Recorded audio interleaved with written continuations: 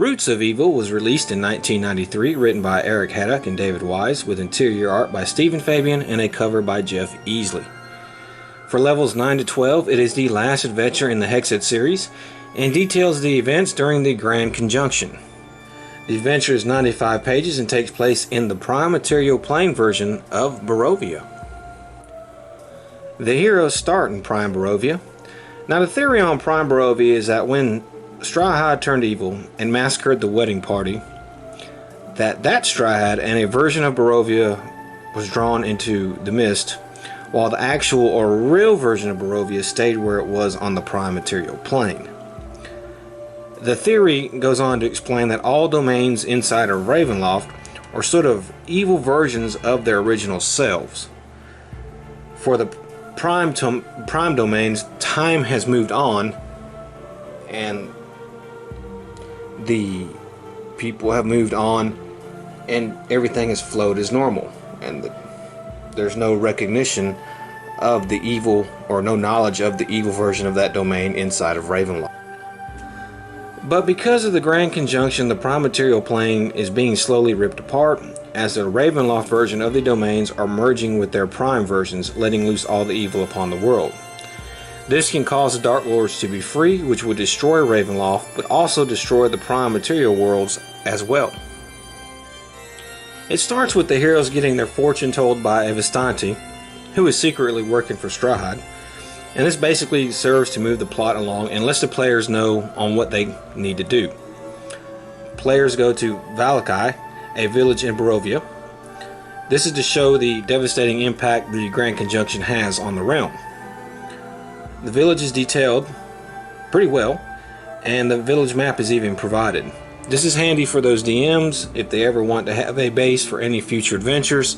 And I think, I'm not 100%, but I think the only place where a big town like Valakai is detailed. The players then head to Castle Ravenloft, home of King Barov, ruler of Barovia, and Queen Christiania, who appears to be the reincarnated version of Tatiana.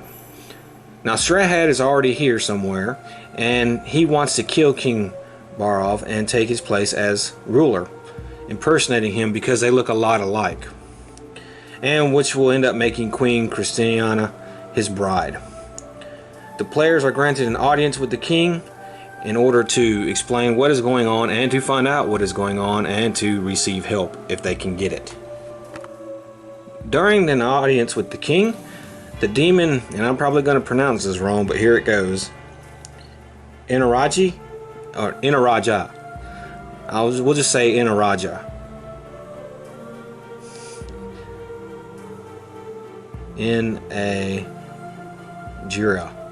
Let's say Inajira. Okay, we'll go with Inajira.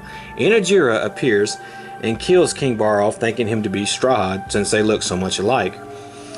Evil Strahd arrives and drives off Inajira, but not before Inajira kidnaps Queen Christiana.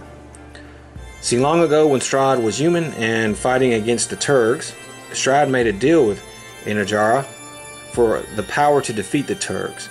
As part of the deal, Strahd was able to keep Inajira's book of keeping to make sure Inaraja kept his part of the deal. Soon after the deal, Strahd would end up being drawn into Ravenloft, and Inaraja was unable to get his hands on Strahd or his book, and without his book he cannot return to his demon plane. When the Grand Conjunction took place, Inaraja was able to sense Strahd's presence and attack King Barov, thinking him to be Strahd. Strahd and the heroes form an uneasy alliance to free Queen Christiana. The plan is for the heroes to find Azelin, who freed himself from his phylactery and entered a new body once they entered Prime Barovia. They discover that Azelin is in Valakai, so they head back there. On the way, they encounter Inaraja, who tells them he will return Queen Christina for his book, and of course not to trust Strahd. The plan is to get Azelin to send them back in time to when Strahd made the deal with Inaraja and prevent the deal from happening. Azelin agrees to this in order to get his phylactery back. In order to get to Azelin, the heroes will have to have a long dungeon crawl through his crypt lair and that's not going to be easy. The reason for all this is that Azalin's Philosophers and Indraj's book are locked in a magical vault which can only be opened by the holy symbol of Ravenkind, which evil creatures cannot touch. So the heroes will have to be the ones to get the items. Once the heroes complete their time travel mission and they return to Castle Ravenloft, there they learn that if they touch the holy symbol of Ravenkind and Azalin's Philosophers, it can undo the Grand Conjunction. At that point, Strahd, Azalin, and Indra show up and have this big three-way battle because they all hate each other.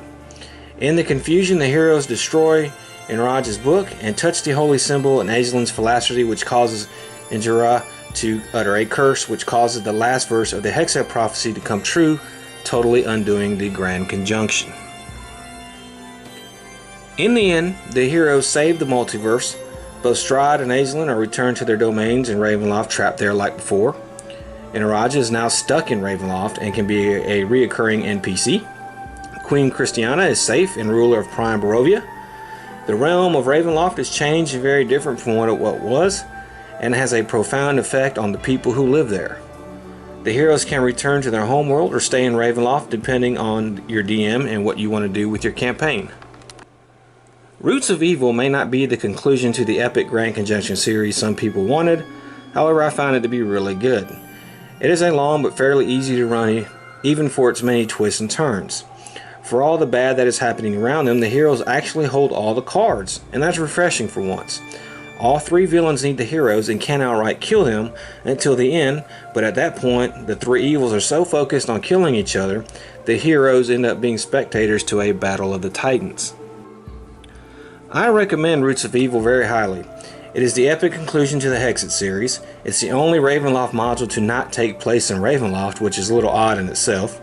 They get to go back in time again, and anytime players can face two icons of Ravenloft like Strahd and Azalin, it is a special occasion. Indraja is a great addition to the Ravenloft setting and should be used by DMs as a reoccurring villain. Roots of Evil is history, and from now on the Ravenloft campaign setting will not be the same. This changed it.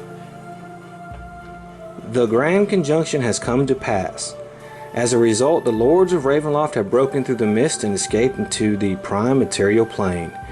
Bit by bit, monsters of the demi-plane of dread are following behind, and in the midst of all, Azalin the Lynch and Strahd von Zarovich play a power game.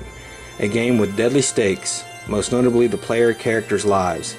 Unless the adventures act quickly, death will be the least of their troubles. This is the second of two adventures that feature Azalin and Strahd von Zarovich in their endless conflict. As a sequel to From the Shadows, this module gives the player characters an opportunity to atone for their evil they have unwittingly caused as pawns of Azalin. The culmination of a 6-part series of adventures dealing with the Grand Conjunction. Roots of Evil gives the player characters an opportunity to literally save the universe, as well as themselves. Until the Dark Powers recaptured the Lords of Ravenloft, no place is safe.